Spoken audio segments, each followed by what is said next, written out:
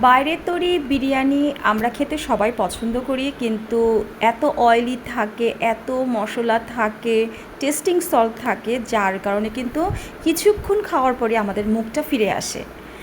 আমি আজকে সবার সুবিধার জন্য ঘরেই তৈরি করে দেখাবো বাসমতি চালের মাটন কাচ্চি বিরিয়ানি।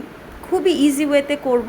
আমার সবসময় চেষ্টা থাকে যাতে সবাই খুব অল্প সময়ের জন্য রান্নাঘরে যেয়ে সুস্বাদু উপায়ে রান্না করতে পারে। তো আমি আজকে দেখাচ্ছি মাটন কাচ্চি বিরিয়ানি।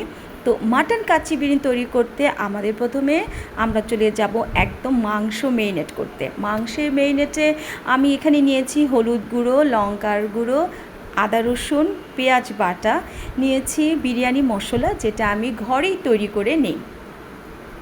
এখন কথা হচ্ছে, এখানে আমি টক দই দিচ্ছি না, কারণ মাংসটা এতটাই ফ্রেশ ছিল, আমার টক দই মনে হচ্ছে না দেওয়ার দরকার আছে। দিয়েছি, তারপর দিলাম এখানে সরিষার তেল দিলাম, টমেটো সস দিলাম। খুব ভালো মতো মাখতে হবে। বিরিয়ানি রান্নাতে একটা ট্রিক্স আমি দিচ্ছি, মাংসগুলোকে যত ভালো মাখতে পারেন এবং ম্যারিনেট করে রাখতে পারেন, তত কিন্তু এর টেক্সচার টেন্ডার খুবই জুসি থাকে মাংসের। তো আমি সব উপকরণ নিয়ে মেরিনেট করে রাখবো 30 মিনিটসের জন্য। যত মেরিনেট ভালো হবে, আবারও বলছি, বিরিয়ানির মাংস কিন্তু তত টেস্টি হবে। মাংস মেরিনেট করে আমি ঢাকা চাপা দিয়ে রাখবো 30 মিনিটসের জন্য। বিরিয়ানি রান্নার মাংসের পাশাপাশি যে আরেকজন মুখ্য ভূমিকা পালন করেন, সে হচ্ছে বড় বড় করে রাখা আলু। আলুর টুকরাগুলোকে আমি একটু জাফরান রং আর লবণ দিয়ে ভালো করে ভেজে রাখবো। আলু যদি একটু বড় বড় পিস থাকে, কাচ্চি বিরিয়ানির সাথে কিন্তু অনেকটাই ভালো লাগে। তো সেই কারণে একটু বড় পিস করে রেখেছি আমি। আলুগুলোকে তুলে রেখে ওই চুলাতেই আমি, ওই কড়াইতেই আমি দিয়ে দিব মাংসগুলো। মাংস এখানে আমি মেরিনেট করে যেহেতু 30 মিনিটস রেখেছিলাম, সেহেতু অল্প আছে ঢাকা চাপা দিয়ে রান্না করতে হবে 30 মিনিটসের জন্য। একটু পর পর আমাকে চেক করতে হবে যে ভালো মতো মাংসটা কষা হচ্ছে কি না, এবং খুব কড়া আছে, হাই ফ্লেমে দিয়ে আমি রান্না করব না।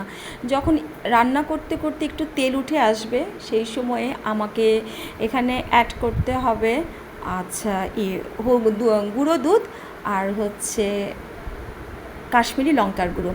তার ফাঁকে কিন্তু অবশ্যই বাসমতি চালটাকে আমি ধুয়ে ভালো করে ধুয়ে রেখেছিলাম। একটু ভিজিয়ে রাখলে হয় কি, চালগুলো আরও চিকন হয়, লম্বা হয়, তখন দেখতেও ভালো লাগে আর খেতে তো কোনো কথাই নেই।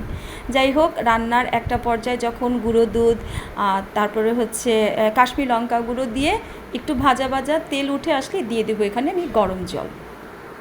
গরম জল দিয়ে কিন্তু আমাকে রান্না করতে হবে 40 মিনিটসের জন্য। এর ফাঁকে কোনো চেক করার দরকার নেই, মাংস এমনিতেই সুন্দরভাবে সিদ্ধ হয়ে যাবে। মাংস সিদ্ধ হয়ে গেলে যখন একদম উপরে তেল উঠে আসবে, একটু গোলাপ জল দিয়ে আমি এক সাইডে করে ভাতের প্রিপারেশনটা করে ফেলবো। যেহেতু বেশিক্ষণের জন্য ভিজিয়ে রেখেছিলাম, এমনিতেই অনেক সুন্দর বাসমতি চাল হয়, আরও চিকন হয়েছে। আমি গরম জলে এখানে দারচিনি, লং, এলাচ, গোলমরিচ, তেজপাতা, লেবুর রস, লবণ, এই কয়টা স্পাইস দিয়ে খুব ভালো মতো আমাকে চালটা সিদ্ধ করতে হবে। আমি এখানে 70% সিদ্ধ করব। কিভাবে বুঝবো? একটা চাল হাতে নিয়ে যখন দেখব যে ভেতরে শক্ত আবরণটা নেই, বাট একটু শক্ত শক্ত আছে পুরো চালটাই, বাট ভিতরের একটা নরম ভাব আছে, সেটা বুঝে আমাকে মনে করতে হবে আমার বিরিয়ানির রাইস ইজ রেডি।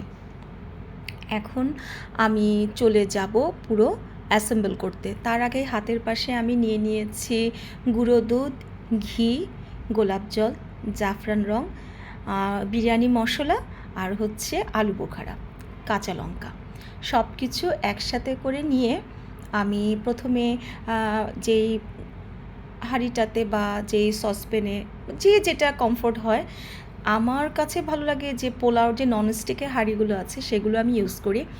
একটু প্রথমে ঘি ব্রাশ করে তারপরে আমি চালগুলো দিয়ে দিব। উপরে একে একে আমি দিয়ে দিচ্ছি মাংস। যেহেতু আমরা ঘরে 2 জন ছিলাম, আমি আর আমার ছেলে, আর আমি তো খুব লিমিটেড আমার খাওয়া দাওয়া, তো তারপরও ও যেহেতু পছন্দ করে, আমি সেখানে একবারেই চাচ্ছিলাম যে সেট করে দিয়ে দিতে। বারবার 2-3টে লেয়ার না করে প্রথমে চাল, তারপর এর উপরে দিয়ে দিলাম আমি মাংস, তারপরে যা যা নিয়েছি আলু বোখরা, গুঁড়ো দুধ, গোলাপ জল, জাফরান, বিরিয়ানি মশলা সব দিয়ে সুন্দর করে আবার আমি ভাতের আবরণটা দিব। ওটার উপরে আমাকে বিরিয়ানি মশলা, তারপরে হচ্ছে গোলাপ জলে জাফরান ভেজানো ছিল সেই গোলাপ জল, গুঁড়ো দুধ, কাঁচা লঙ্কা, আলু বোখরা দিয়ে আমি সুন্দর করে দমে রাখবো 20 মিনিটের জন্য। 20 মিনিট পর যখন আপনি এটা আমি যখন এডিটিং করছি আমার এখনও মনে হচ্ছে যে জল চলে আসছে। আমার এই রেসিপিটা যদি আপনাদের ভালো লাগবে, আশা করি ভালোই লাগবে, কারণ খুব সহজ উপায়ে করেছি তো। ঘরে রান্না করে সবাইকে খাওয়াবেন, নিজেও খাবেন। যদি ভালো লাগে লাইক কমেন্ট শেয়ার করতে কিন্তু একদম ভুলবেন না। সবাইকে নতুন ব্লগ দেখার আমন্ত্রণ জানিয়ে আমি শুক্লা আজকের মতো বিদায় নিচ্ছি।